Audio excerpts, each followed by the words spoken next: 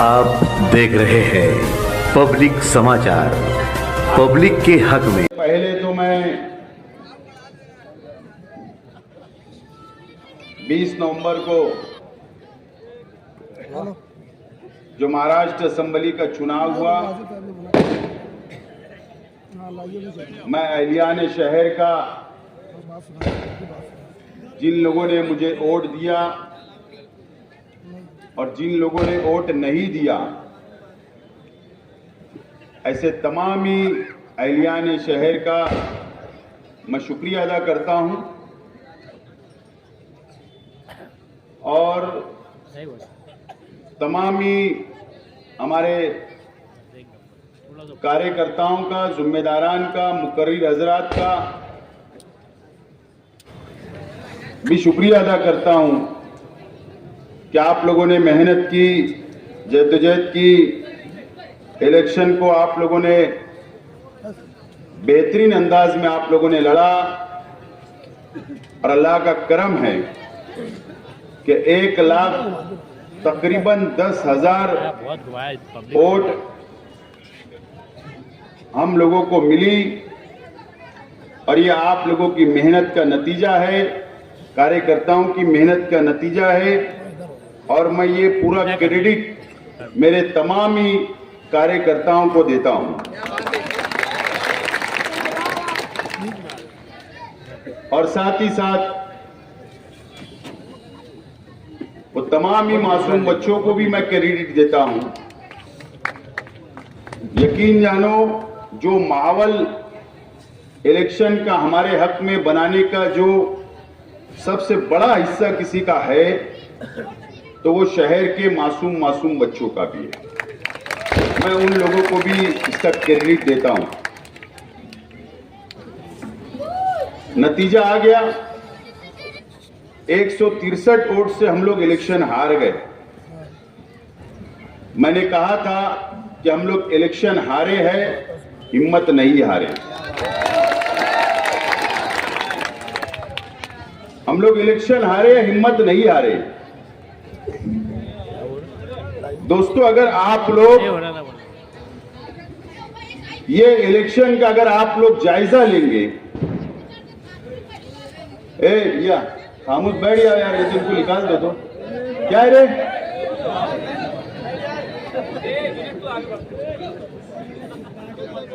अगर आप लोग ये शहर का इलेक्शन का अगर आप लोग जायजा लेंगे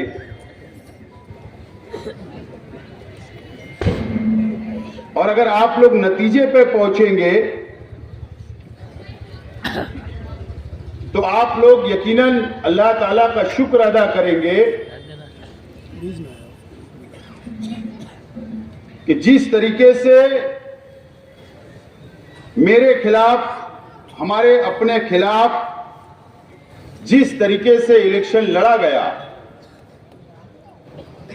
नीचे उतरकर इलेक्शन लड़ा गया, तो आप लोग अंदाजा लगा लेंगे और अल्लाह का शुक्र अदा करेंगे कि हम लोग 1,10,000 वोट तक पहुंचे।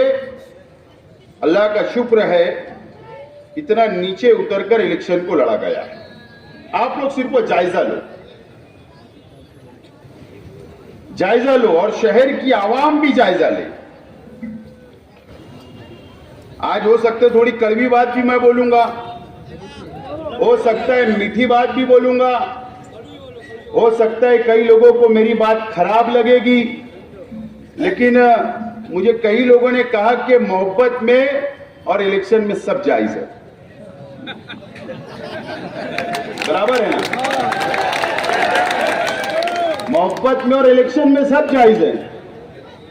इलेक्शन के वोटिंग के 2 दिन पहले कई वीडियो ऑडियो वायरल हुई तो मोहब्बत वाली थी ना? लोगों ने उसको भी माना नहीं, तो इसका मतलब मोहब्बत में और जंग में सब जायज है। छोले की चटनी ठीक है, अभी और एक टाइम वायरल कर देंगे, क्या टेंशन नहीं, जब लोग भूल गए होंगे। थोड़ी कड़वी भी लगेंगी, थोड़ी मीठी भी बातें लगेंगी, और उसके बाद अगर मुझ पर कोई इल्जामात भी लगाएंगे तो कोई परवाह हुआ नहीं है, कोई परवाह हुआ नहीं है। 1,10,000 लोग साथ हैं, आप साथ हो, कोई परवाह हुआ हमको नहीं करना है, कोई परवाह नहीं करना। बहरहाल कभी कभी मैं सोचता भी हूं, शहर में अकेले में तन्हाई में सोचता भी हूं कि फिरियाद किससे करे, शिकायत किससे करे। शिकायत आप और हम लोग किससे करेंगे, फरियाद किससे करेंगे। कभी कभी सोचता हूं मैं तन्हाई में, तो कोई नतीजे पे पहुंच ही नहीं पा रहा हूं। हो सकता आप लोग भी नहीं पहुंचे।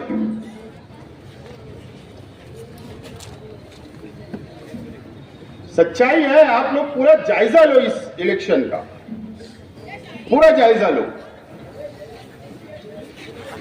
मैं कोई मेरी भड़ास नहीं निकाल रहा, मुझे हर बिरादरी, हर मसलक, हर तबका, हर इलाका, हर गरीब, हर मजदूर, सब लोगों ने वोट दिया, उनसे कोई शिकायत नहीं है, कोई शिकायत नहीं है। लेकिन आप जायजा लेंगे तो आप लोग भी ये सोचेंगे कि सही बात है यार, हमने फिरियाद किससे करना। मैंने तो सुना है कि उल्मा के पीछे चलो, उल्मा की बातों को मानो, उनके फैसलों को मानो। तकरीरें तो बहुत हुई, लेकिन अगर कोई आलिम हमारे मुखालिफ है और वो अगर इसी गिरी हुई हरकत अगर कर रहा है, तो फिर फिरियाद हमने कहां लेकर जाना। अगर उसके बारे में भी कोई फतवा होगा तो हमें दे दो, ताकि हमको आइंदा उसके ऊपर चलने के लिए काम आएगा, काम आएगा। अब अगर सुन्नी कोई मुफ्ती का फतवा लूंगा तो देवबंदी बोलेगा मैं नहीं मान रहा, अगर देवबंदी मुफ्ती का फतवा लूंगा तो सुन्नी भाई बोलेंगे हम नहीं मानेंगे। तो ये मसला खड़ा हो जाएगा। बहरहाल आप लोग अंदाजा लगाओ, इलेक्शन डिक्लेयर हुआ, आचार संहिता लगी, उस वक्त आचार संहिता लग चुकी थी, नोटिफिकेशन नहीं निकला था, नोटिफिकेशन नहीं निकला था, आचार संहिता लग गई थी। ए भैया बैठ, थोड़ा शांत है यार, बस मैं 5 मिनट में खत्म कर दूंगा। आप बोले नोटिफिकेशन नहीं निकला था, आचार संहिता लग गई। पहला हमको टारगेट करने का काम किया गया, पहला जामा मस्जिद से। मैं आपको याद दिला रहा हूं, क्योंकि आम वर्करों को, आम शहर की आवाम को, आप लोग इलेक्शन में इतने बिजी थे, आप लोग काम में लगे हुए थे, शायद आपकी नजर वहां तक नहीं गई। जामा मस्जिद से आज के उम्मीदवार, आज के एमएलए जो जामा मस्जिद के इमाम हैं, उन्होंने क्या कहा, दर्स कुरान में, मस्जिद के मिंबर के आगे दर्स कुरान चल रहा है, मस्जिद में कुरान शरीफ अल्लाह की किताब सामने है। किसी ने सवाल किया तो क्या कहा कि शेख रशीद फटी हुई कमीज पहनकर आया था, खालिद हाजी का नाम लिया गया। बोले उनको तो बताता हूं, या और क्या क्या उन्होंने कहा, और बोले जलसे में बोलता हूं ना, दर्स कुरान में, मस्जिद में कुरान सामने है, अल्लाह का घर है, वहां पर नानी का दूध याद दिला दूंगा। मस्जिद के अंदर बोला गया, उस मस्जिद में हमारा भी हक है, मैं भी मुसलमान हूं, मेरा परिवार भी, मेरे कार्यकर्ता भी वहां नमाज अदा कर सकते हैं।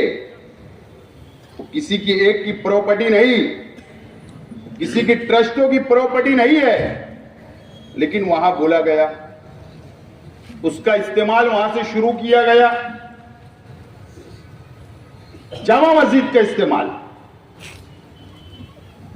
उसके बाद 2 या 3 दिन के बाद फतेह मैदान पर जमीयतुल उलमा का जलसा था।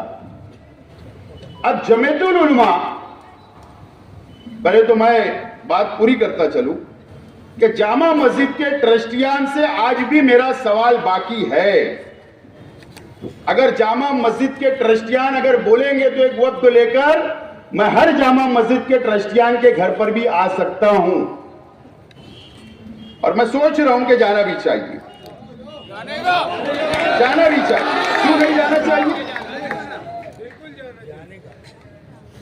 ये हकीम साहब हो या और कोई ट्रस्टियान हो, मैं सोच रहा हूं जाना चाहिए कि भाई जवाब हमको तो दो। मेरे वालिद मरहूम का नाम लिया गया, नानी का दूध याद दिलाया गया जामा मस्जिद के मेंबर से, या तो जामा मस्जिद के ट्रस्टियान ने साफ तौर पर मुझको, मेरे परिवार को लिखकर दे देना कि आपके परिवार का यहां पर कोई सदस्य आ नहीं सकता, ये जामा मस्जिद हमारी प्रॉपर्टी है, यह हमारी मिल्कियत है, तुम्हारी खानदान का, तुम्हारे वर्कर इस जामा मस्जिद में नहीं आ सकते, या तुम्हारा अपना हक नहीं है, ये मुझे लेखी में दे देना, मैं नहीं आऊंगा, मैं नहीं आऊंगा, ये दे दो। लेकिन जामा मस्जिद का इस्तेमाल किया गया। ये इलेक्शन की शुरुआत बता रहा हूं मैं। उसके बाद फतेह मैदान के अंदर जलसा लिया गया जमीयतुल उलमा हिंद के नाम से, मदनी रोड। वहां पर जो बोलना था मेरे परिवार के बारे में या मेरे बारे में या खालिद हाजी के बारे में जो भड़ास निकालना था, सब भड़ास निकाली गई। वो भी इलेक्शन का एक स्टैंड था, एक वातावरण बनाने का काम था। वहां पर मालिक बकरा, ऐसा ही बोलते हैं, मैं किसी बुजुर्ग का नाम ऐसा नहीं लेता हूं, उनको सब हक है वो कम ज्यादा बोल देवे, जबान खराब इस्तेमाल करे, उनको हक है, हमको नहीं। अच्छा, बकरा साड़ी थी उनकी, सिक्का था, मालिक सेठ बकरा। उन्होंने क्या कहा कि जमीयतुल उलमा के 1 लाख मेंबर है हमारे मालेगांव में, 1 लाख मेंबर है। बोले इतनी ओढ़ दो मुफ्ती इस्माइल को कि शेख आसिफ बह जाए, इतनी ओढ़ दो। मुझे बताओ, जमीयतुल उलमा से भी मेरा सवाल है कि जमीयतुल उलमा यह डिक्लेयर कर दे कि शेख आसिफ के मानने वाले उनके वोटरों से हमको चंदा नहीं चाहिए।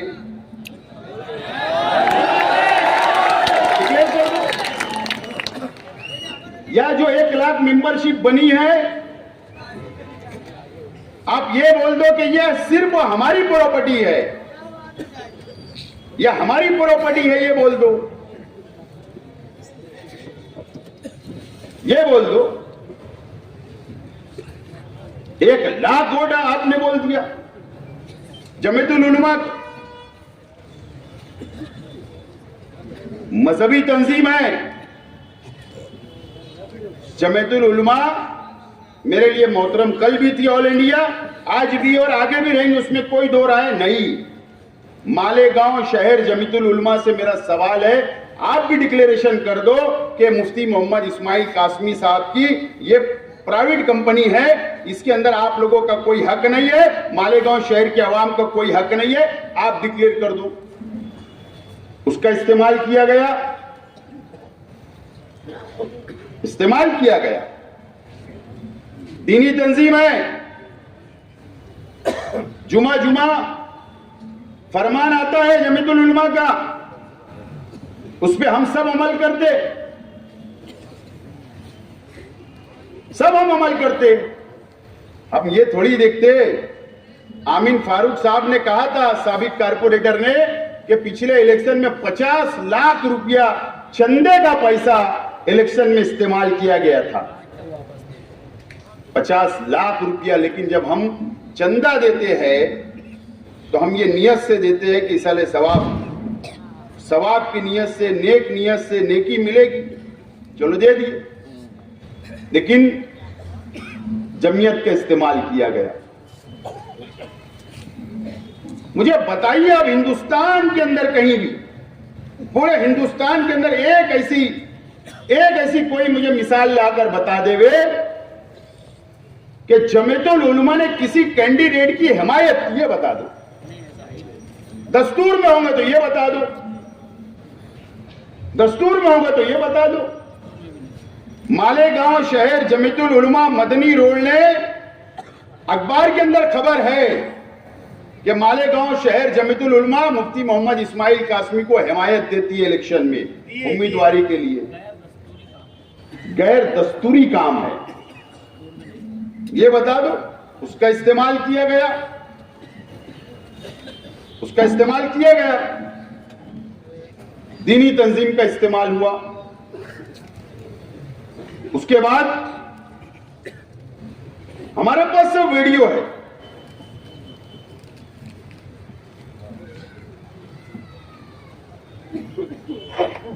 मोहतरमा राफे आपा साहब का एक पंपलेट है, भैया कुछ बताते नहीं, और देकर सवाब हासिल करे।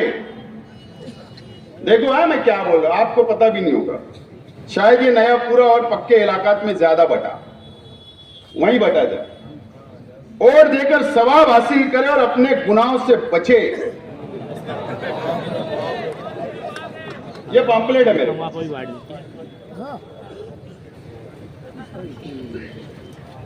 मां बहनों से भी खास तौर पर अपील की गई, वोट देना क्यों जरूरी। पहला सवाब, वोट एक कसम की, एक किस्म की गवाही है, पहला सवाब। दूसरा सवाब, वोट देना एक सिफारिश भी है।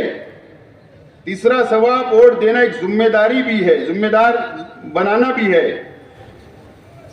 पैसा लेकर वोट देना हराम भी है।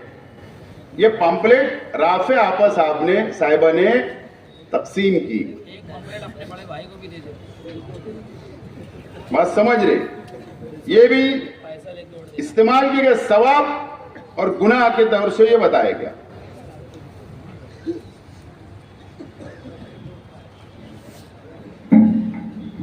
उसके बाद क्या हुआ, आज के एमएलए साहब बीमार हो गए, एंजियोग्राफी हुई। उसके बाद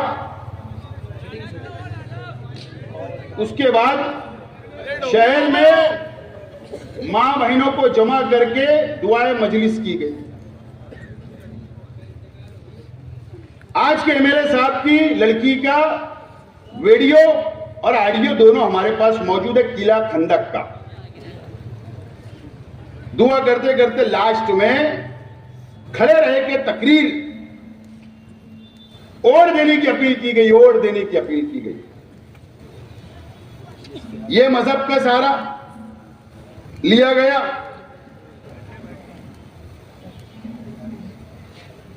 और यहां तक कि यजीद बताया गया मुझको, यानी ये लड़ाई सियासी है या मजहबी है। असदुद्दीन अवैसी साहब, आप मुझको सर्टिफिकेट दोगे या मजलिस वाले मुझे सर्टिफिकेट देंगे, मैं मुसलमान हूं या यजीद हूं? मुझे यजीद बोला गया रौनकाबाद के जलसे में। अवैसी साहब ने इस तरीके का इस्तेमाल किया गया, इस तरीके का इस्तेमाल किया गया। वोटिंग के दिन दो चार मस्जिद है शहर की, मैं नाम नहीं बोलूंगा ना तो तनाजा ना हो जाए मेरे अपने वर्करों में और उन लोगों में, क्योंकि अल्लाह का घर है, उनको एहतराम नहीं हमको एहतराम करना है। वोटिंग के दिन वहां से बैठकर बोगस वोटिंग कराई जा रही है, बोगस वोटिंग मस्जिद के अंदर से। वहां से वोटरों को स्लिप लेकर, कार्ड लेकर भेजा जा रहा था। ये इस्तेमाल किया गया। आखिरी हफ्ते में जुमा के दिन बयानात करवाए गए मसाजिद में, खुसूसी तौर पर इसका इस्तेमाल किया गया।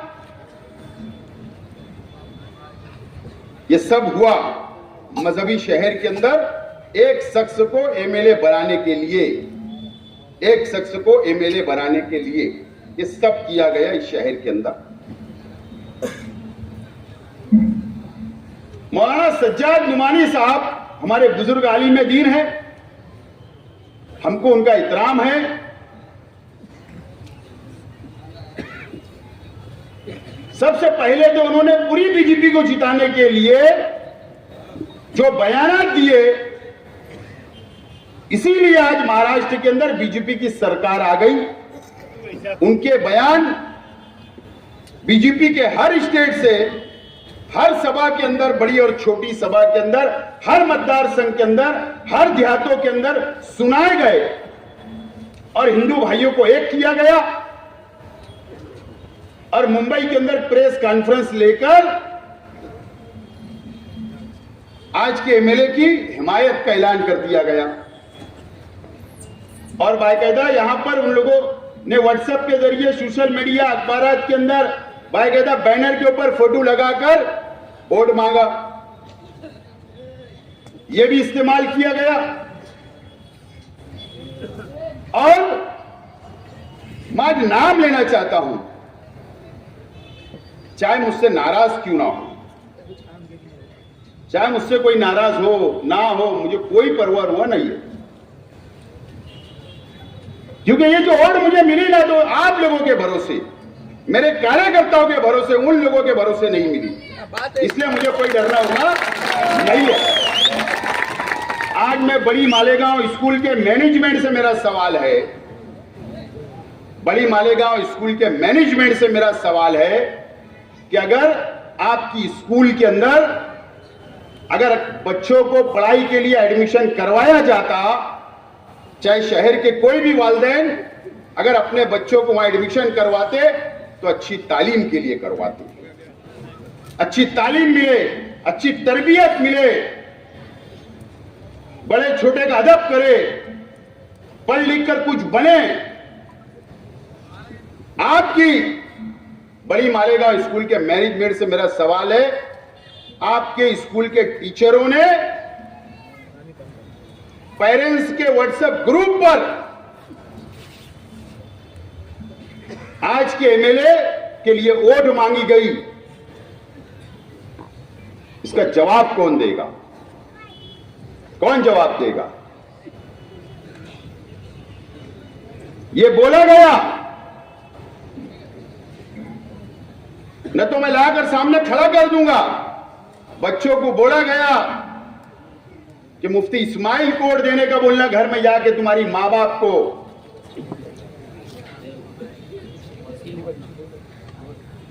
ये पीछे खड़े वसीम भाई, उनकी बच्ची भी बोला गया। और अगर बोले मुफ्ती इस्माइल चुन कर आ जाएंगे तो आप स्कूल आना मत, छुट्टी मनाना, और जो अगर शेख आसिफ को वोट देंगे तो इसको स्कूल आना रहेगा। मुझे बताइए, वो प्रचार का अड्डा है क्या?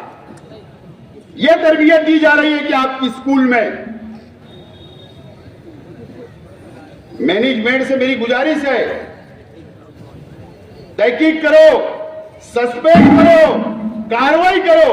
अगर आप कार्रवाई नहीं करोगे तो बाहालत मजबूरी, बाहालत मजबूरी मुझे कंप्लेन करना पड़ेगा शिक्षण विभाग में, एजुकेशन डिपार्टमेंट में। मैं आज एकदम साफ तौर पर बोल रहा हूं, फिर तहकीक होगी, जब बात निकलेगी तो दूर तक जाएगी।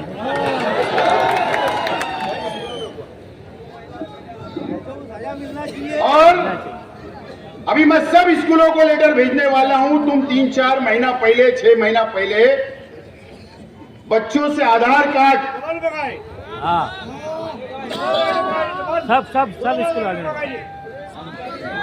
माँ बाप का आधार कार्ड, बच्चों का आधार कार्ड, डॉक्यूमेंट क्यों मंगाए गए, उसका जवाब भी देना। क्या डुप्लीकेट वोट, क्या बोगस वोट बनाने के लिए किए गए क्या, इसका जवाब भी शहर की स्कूलों को देना पड़ेगा।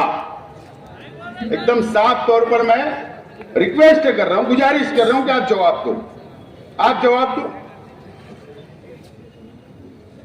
शहर के कई स्कूलों के अंदर मेरे ताल्लुक से जहर घोला गया, बच्चों के अंदर मेरी बदनामी की गई।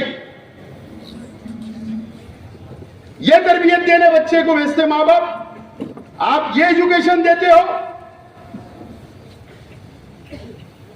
इसका जवाब शहर के तालीमी अदारों को देना पड़ेगा।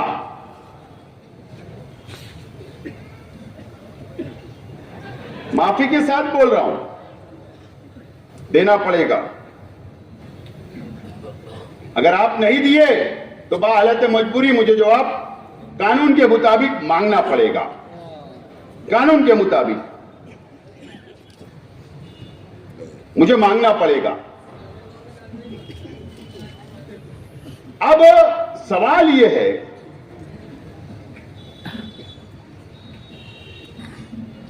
पोलिंग के दिन टेबल लगाकर शहर के कई इमाम, कई बोल रहा हूं, बहुत पूरे नहीं मैं बोल रहा हूं, माफी के साथ चंद इमाम, अगर कोई मुझसे सवाल करेंगे तो मैं फोटो देने के लिए तैयार रहूंगा, गमछा डालकर पॉम्पलेट स्लिप हाथ में लेकर पॉम्पलेट तकसीम करते हुए, ये करते हुए प्रचार करें। ठीक है, उनका जमहूरी हक है, मैं मानता हूं, हर इंसान को अपना जमहूरी हक है, रोड के ऊपर, रास्ते के ऊपर निकलकर वो वोट मांग सकते हैं, किसी लीडर के साथ में प्रचार कर सकते, हिमायत कर सकते। लेकिन मेरा सवाल है, अगर फिर वही इमाम अगर मस्जिद में नमाज पढ़ाए और अगर एकाध आदमी को अगर इतराज हो जाए और अगर उसने आवाज उठाई, तो फिर जाहिर सी बात है ना कि वही इमाम के पीछे नमाज पढ़ी जाती जिससे दिल मुतमईन हो। ऐसी है ना हाफिज साहब? क्या अगर कोई दूसरा कुछ होगा बताओ, मेरी बात वापस ले लूंगा। कई लोग हुआ, कई लोग हुआ।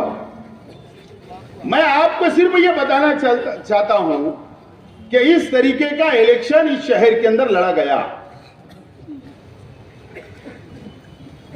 अब बताओ, आप और हमको मिलकर अल्लाह का शुक्र नहीं अदा करना चाहिए? अब मेरा ये टोटल चीजों के ऊपर, ये तमाम ही चीजों के ऊपर, अब मैं बताओ मैं किससे सवाल करूं? फिरियाद कहां लेकर हम जाए? कौन इसको रोकेगा? कौन रोकेगा मुझको बताओ। अब मैं तो बहुत हैरान हूं कि कौन रोकेगा। आप भी सोचो ना, रोकेगा कौन? सब कुछ तो इस्तेमाल हो गया। तंजीमें मजहबी, मस्जिद, दीनी तंजीमें, जमियत, जामा मस्जिद, स्कूलें, आपस सब इस्तेमाल हो गया, सब।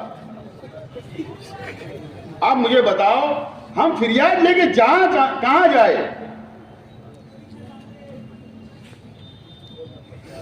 अब मेरा सवाल है, अब मैं तो कई टाइम बोल बोलकर मैं तो मायूस हो चुका हूं। इससे पहले भी मैंने कहा, बहरहाल उम्मीद है शहर के उलमाओं से, जो गैर सियासी है, जिनके अंदर तकवा है, परहेजगार है, जो दीनी तंजीमें चलाते, जो उलमाओं की तंजीम चलाते,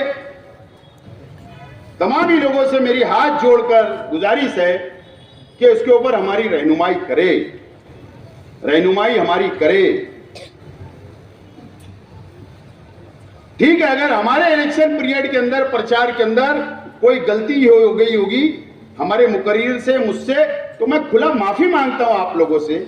लेकिन ये जो बातें हुई, इस पे तोड़ कौन रहनुमाई करेगा? ये सवाल मैं छोड़ रहा हूं शहर के सामने, संजीदा लोग के सामने, ये शहर मुसलमानों के सामने, आप लोगों के सामने मैं छोड़ रहा हूं, शहर के आवाम के सामने। बहरहाल सियासी तौर पर यह शहर को अब सोचना है, शहर को समझना है और आइंदा शहर की आवाम को फैसला करना है कि अब सियासी लोगों ने, सियासी चाहे मैं हो या समाजवादी के लोग हो या और छोटी छोटी पार्टियों के लोग हो, चाहे सोशल वर्कर हो, मुझे बताइए कि शहर क्या फैसला करता है।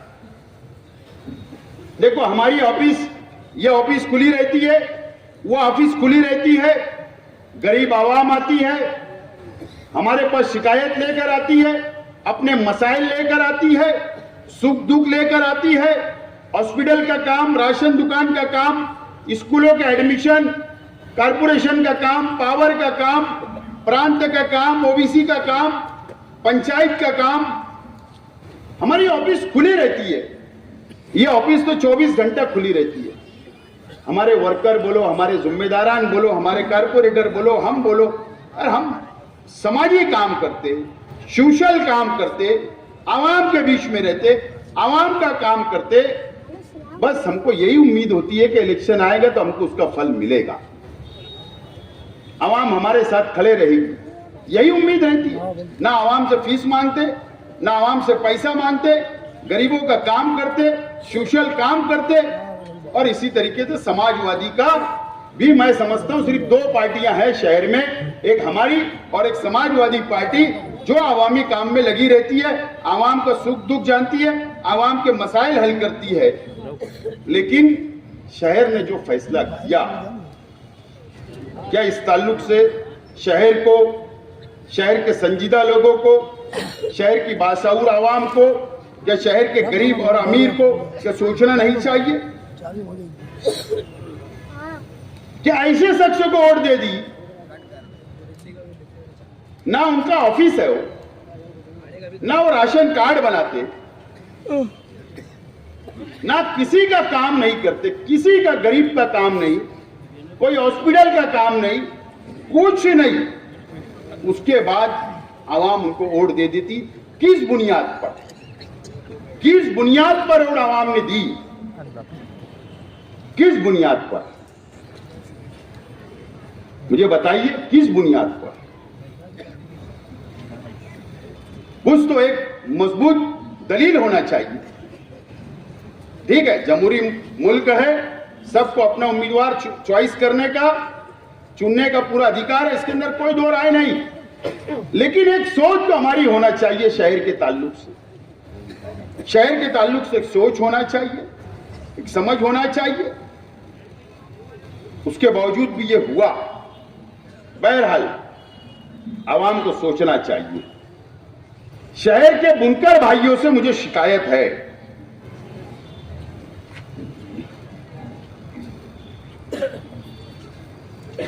%75 बुनकर भाइयों से शिकायत है, 75%, 25% से नहीं। मुझे बताइए, मुझको ऐसा लगने लगा, माफ करना, कि भाई हमारे बुनकर भाई नहीं चाहते कि हम सनत तरक्की करें, सनत आगे बढ़े, सनत का डेवलपमेंट हो, पावर लूम की तरक्की हो, सरकार से बेनिफिट मिले। मुझे ऐसा लगा इस इलेक्शन में कि 75% बुनकर भाई को नापसंद है, वो चाहते हैं जैसे हमें उसको रहने दो। ओके, आप लोग चाहते हो, ठीक है, हम आइंदा खामोश बैठेंगे, खामोश बैठेंगे। लेकिन ये तो कम से कम सोचना चाहिए था कि यार 5 साल पावर के मसाइल किसने हल करवाया। 2 ही पार्टियां थी, मैं और समाजवादी थे। मैं इसलिए उनका जिक्र कर रहा हूं कि देखो, जो चीज दिखती है उसको कबूल करना चाहिए। कई लोग उनके पास भी जाते थे, वो भी लेकर जाते थे, मैं भी लेकर जाता था, मैं भी मंत्रालय तक सीढ़ियां चला, रईस शेख को उन्होंने भी बुलाया, मीटिंगें ली, अभ्यास कमेटी, स्टडी कमेटी बनी, बुनकरों का मसाइल सुने, मंत्रालय में गए, वहां मीटिंग लगाई उन लोगों ने भी। असेंबली के अंदर रईस शेख ने कहा, मैंने मीटिंग लगाई, मैंने वहां पर अजीत दादा पवार के पास मीटिंग लगाई, मसले हल हुए हो, मसाइल हल हुए, इस्तेकबाल भी करे बराबर। मसाइल हल हुए। मुझे बताओ, ठीक है, मुझे भी तो 1,10,000 वोट मिला, उन लोगों के दिल पर क्या गुजर रही होगी, वो क्या सोच रहे होंगे, या उनके लीडरान जो मालेगांव के बुनकरों के लिए अबू आसिम आजमी या रईस शेख ने जो आवाज उठाई, बताओ वो दोनों एमएलए क्या सोच रहे होंगे कि जो बुनकर शहर से, पावरलूम सिटी से के ताल्लुक से हमने वहां आवाज उठाई, आज हमारी पार्टी को इतना कम वोट मिला। क्या सोच रहे होंगे मुझे बताइए। हमने उनका हक अदा नहीं किया, ना मेरा हक अदा हुआ। बताओ कि यही हमारी शरीयत है, यही तहजीब है, यही हमारा किसी का शुक्रिया अदा करने का यही तरीका है। जो आदमी ने कुछ नहीं किया 5 साल, कुछ नहीं किया, किस बुनियाद पर वोट बुनकर भाइयों ने भी दिया, मैं भी सोच रहा हूं, समझ रहा हूं। बहरहाल शिकायत जरूर है और वो शिकायत रहेगी। बहरहाल ये बात पे तो नतीजे पे तो पहुंचा हूं मैं कि बुनकर भाई भी ये शहर की सनत को तरक्की नहीं चाहते, नहीं चाहते, नहीं चाहते। ये बात भी मैंने नतीजे पे मैं पहुंचा हूं।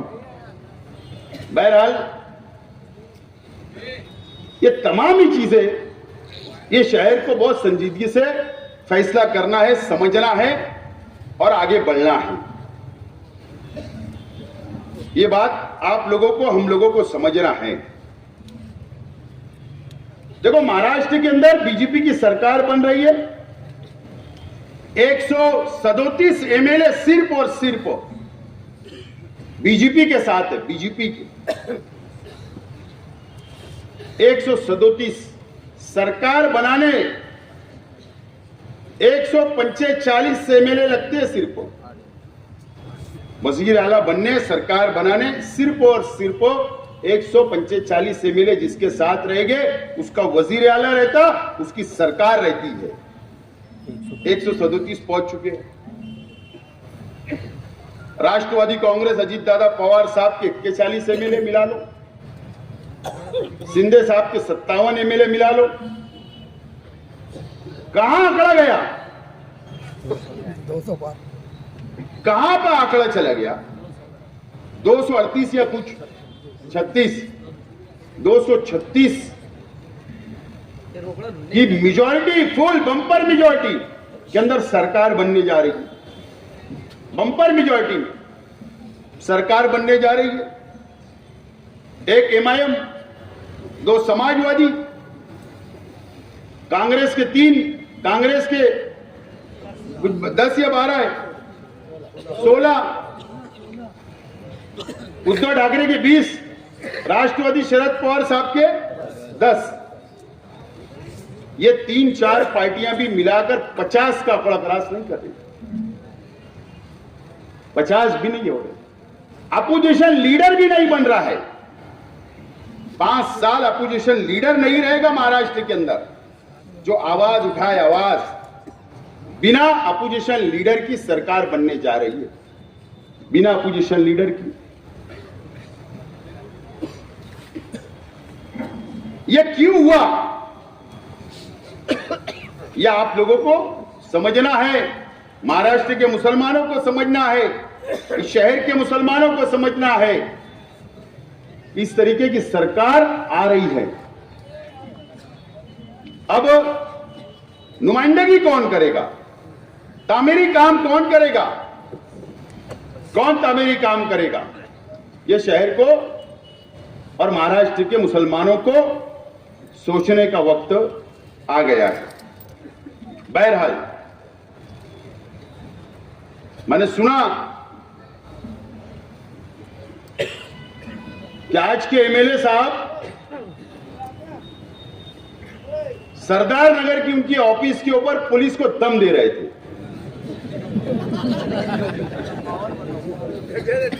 दम दे रहे थे, दम, धमकी। धमकी दे रहे थे कि जुमरात तक बोले पुलिस ने अपना लाएमल तैयार कर लेना, और न तो जुमा के दिन से मैं देखता हूं शहर को। और क्या बोले थे? दो हाथ, दो हाथ और एमएलए पावर। 10 साल बादल रहते क्या?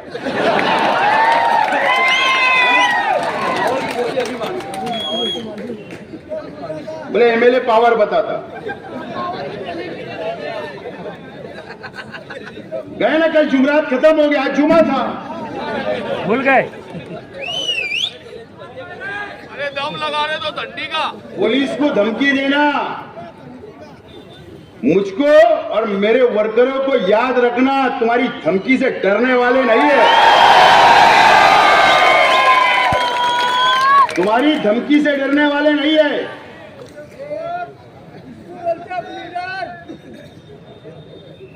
और पुलिस डिपार्टमेंट से भी मेरी रिक्वेस्ट है कि इनके लोग जो फैक्ट डुप्लीकेट वारदातें करते हैं, जो जाफर नगर के अंदर इन्होंने किया था, मैं पुलिस से रिक्वेस्ट करता हूं कि वो प्रेस कॉन्फ्रेंस लेकर आवाम के सामने लाए कि उस शख्स को किसने उठाकर लेकर गया था, और वाजे करे शहर की आवाम के सामने कि वो फैक्ट था कि सच्चाई उसके अंदर थी, या आवाम के सामने वाजे करे। पुलिस डिपार्टमेंट से मेरी रिक्वेस्ट है कि नदीम फीडर का जो मामला हुआ फायरिंग का, पुलिस उसकी इंक्वायरी करे, डीप तक तहकीक करे, और मुझको शक है वो भी फेक है, आवाम के सामने यही बात भी लाई जाए, आवाम के सामने ये बात भी लाई जाए। और आज के एमएलए साहब से बोलना चाहता हूं, अच्छाई और बुराई की बात करते हो, तुमने तो मेरा चालू इलेक्शन में कबूल नहीं किया चैलेंज, कम से कम अब कबूल कर लो, या तो तुम फहरिस्त तो बता दो कि मेरे पार्टी के अंदर, मेरे मंच के ऊपर मेरे लोग ये काले धंधे करते, और नहीं तो चलो मैं चैलेंज कबूल करता, मैं बताता हूं तुम्हारे मंच के ऊपर कितने काले लोग हैं, मैं बताता हूं। शहर भी देख लेंगे, उल्मा भी देख लेंगे। मैं एक मिसाल देता हूं, देखो तकवा किसको बोलते हैं, तकवा किसको बोलते हैं, मैं एक मिसाल देता हूं तकवा और परहेजगारी के ताल्लुक से। हाफिज यूसुफ साहब थे, इंतकाल कर गए, जामनेरी पहली गली के अंदर, बहुत तकवा परहेजगार थे, बहुत तकवा था उनके अंदर, इतना परहेजगार मैंने मेरी जिंदगी में शहर में ऐसा आलिम नहीं देखा। इरफान अली साहब और शेख रशीद साहब के और हमारे घरेलू संबंध हमने वहां देखा। आपको पता है वो प्राइमरी स्कूल के टीचर भी थे, हाफिज भी थे, और उनकी आखिरी सांस तक उन्होंने कई लोग बच्चों को उनका हिफ्ज़ सुनते भी थे, मैंने देखा हूं। इतना तकवा और परहेजगार उनमें था, मालूम है। वो प्राइमरी टीचर थे। 15 अगस्त है ना, 15 अगस्त की छुट्टी होती है, वो टीचर थे, तो वो 15 अगस्त की छुट्टी का पगार नहीं लेते थे।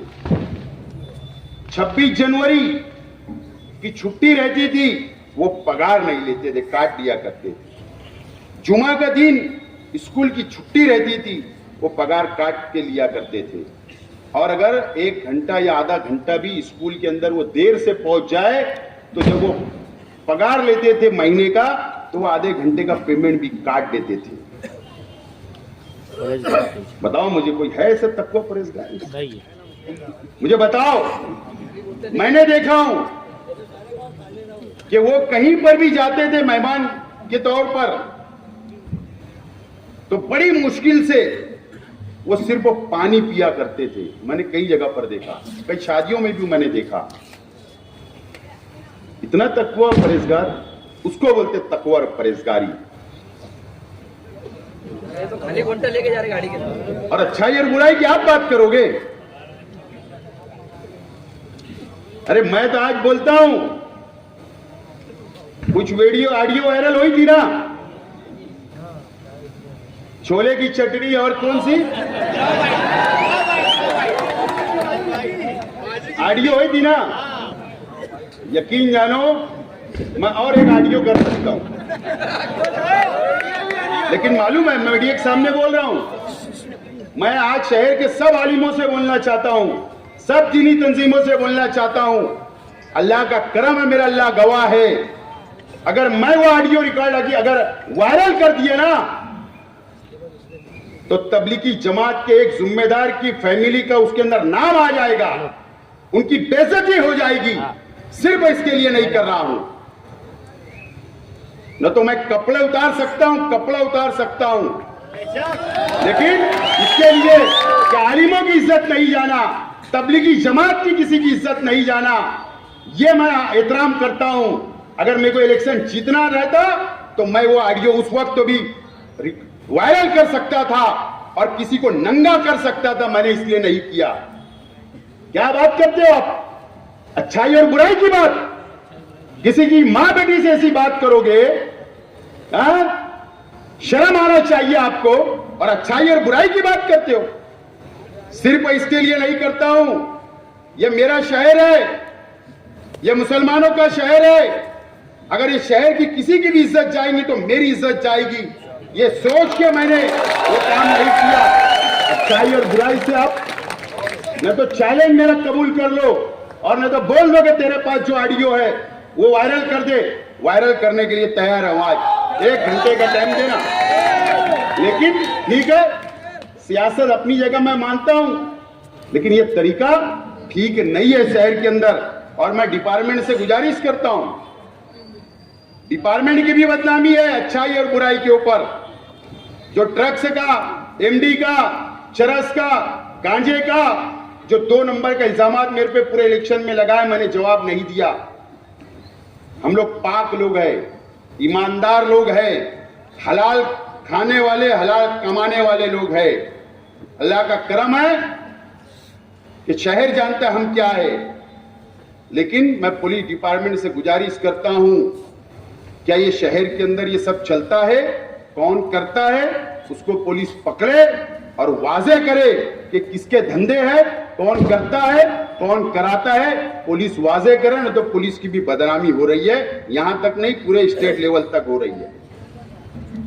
पुलिस से भी रिक्वेस्ट करता है कि इसके ऊपर भी दूध का दूध और पानी का पानी होना चाहिए। दोस्तों और साथियों, इलेक्शन 163 वोट से हम हारे हैं, लेकिन हिंदुस्तान के कानून के अंदर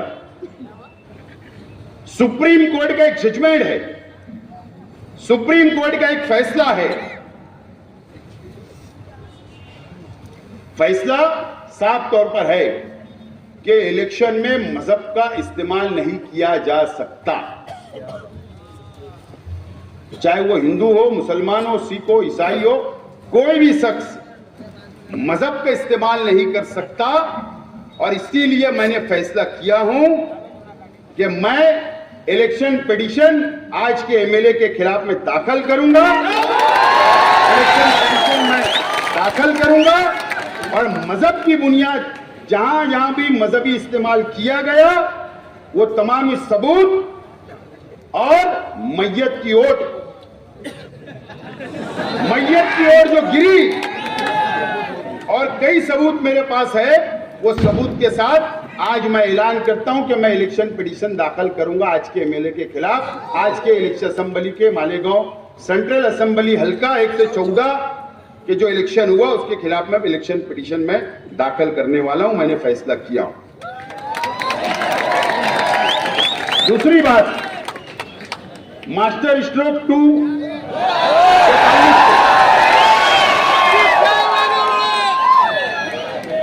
ये बात तो बिल्कुल सच है। क्या ऐसा है कि आप सामने से भी 2-2 हाथ करने वाली बात आ रही है, 2-2 हाथ करने वाली बात हो रही है।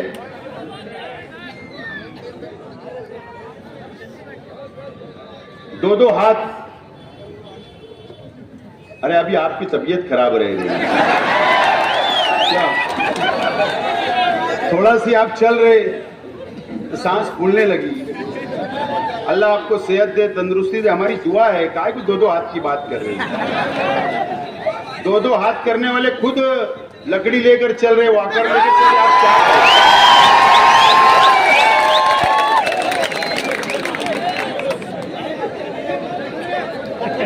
दो हाथ की बात कर रहे थे। हम उस रास्ते पे नहीं जाना चाहते। अगर आप सोचेंगे कि हम दबा लेंगे, हम डरा लेंगे, हम धमका लेंगे, वो दिन दूर हुए, वो दिन दूर हुए। ये तो हमारी इंसानियत है, हम सीधा चल रहे। न तो जिस दिन हम टेढ़ा चलने लगे आप सीधा चलने लग जाओ। हम ये रास्ते पे नहीं जाना चाहते। दो हाथ की बात हमसे मत करो, हमसे मत करो। और हम लड़ाई झगड़ा नहीं चाहते। गुंडागर्दी की बात मुझे बताओ, इलेक्शन के बाद से कितने हुए? पेटी बंद हुई क्या? जिस दिन अगर मैं घर के बाहर नहीं निकलता था ना, मैं इलेक्शन हारने के बाद दूसरे दिन जब बाहर निकला घर के तो कुछ नहीं हुआ, और न तो मैं घर में बैठा रहता तो समझ बन जाती थी। लेकिन मैं घर से बाहर निकला, मेरे चाहने वालों को समझाया, बुझाया, उनको मैंने उनको हौसला दिया, तो ये शहर शांति से है। हम शांति पसंद लोग हैं, अमन पसंद लोग हैं। उसके बाद भी कंप्लेन, मालेगांव पुलिस वालों की कंप्लेन कर रहे।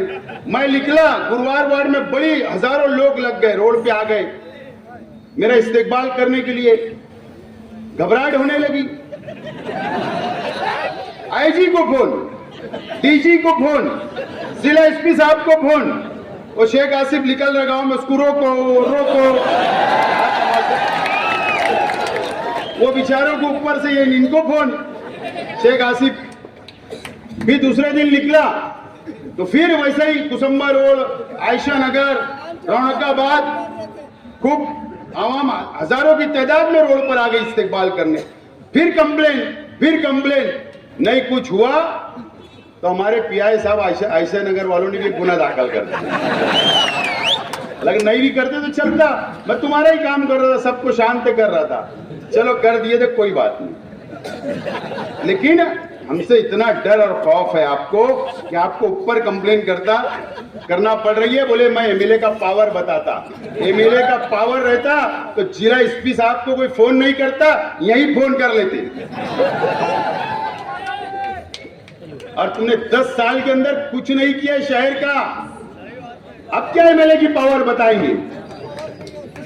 एमएलए की पावर बताना है ना, तो ईमानदारी से शहर का विकास करो, शहर का डेवलप करो, शहर को के काम करो। सिर्फ वो बड़ी बड़ी रागपाट देने से ये शहर का काम चलने वाला नहीं है। बहरहाल मैं आज मास्टर स्ट्रोक 2 तो आपको इंतजार है। मेरे भी जहन में कुछ बातें चल रही है, लेकिन मैं ये चाहता हूं कि कोई जल्दबाजी में फैसला ना लूं, कोई जल्दबाजी में फैसला ना लूं। मैं कल 11 लोगों की कमेटी का ऐलान करूंगा। वो कमेटी आपस में बैठेंगी, आइंदा लाएमल अपना तैयार करेगी, और वो कमेटी जो फैसला सुनाएगी फिर मास्टर स्ट्रोक 2 में ऐलान करूंगा। ये बात का मैं आज ऐलान करता हूं। और दूसरी बात, आप लोगों को किसी से डरने की जरूरत नहीं, किसी से दबने की जरूरत नहीं, किसी के सामने झुकने की जरूरत नहीं। हम लोग, आप लोग जाबाज लोग हैं, और मैं आपका भाई हूं, मैं आपका भाई हूं, आपके साथ हूं। आप सिर्फ साथ रहो, इंशाअल्लाह। आज हमारा नहीं, लेकिन कल हमारा होगा, और कल हम लोग लड़ेंगे और जीतेंगे। बहुत